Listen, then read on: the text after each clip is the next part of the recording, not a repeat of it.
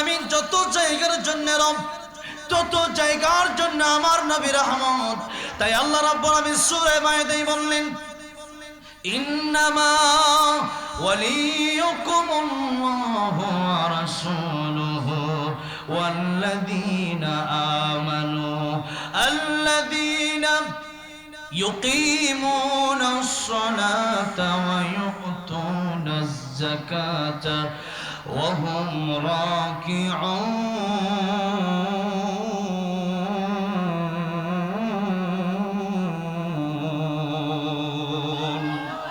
আল্লাহ রাব্বুল আমিন বলেন, এই পৃথিবীতে তোমাদের বন্ধু এক নম্বরে হবে আল্লাহ। জুবেল বন্ধু এক নম্বরে কি হবে?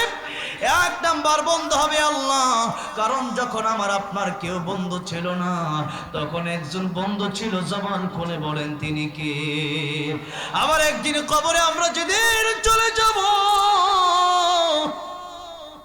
সেই কবরে যাওয়ার পরে দুইটা বাস দিতে ততক্ষণে একজন লোক কবরে থাকলেও লাফ দিয়ে উঠে যাবে কবর থেকে। এই কবরেও কোনো বন্ধু থাকবে না, বন্ধু থাকবে একজন। জবান খুলে বলেন তিনি কে?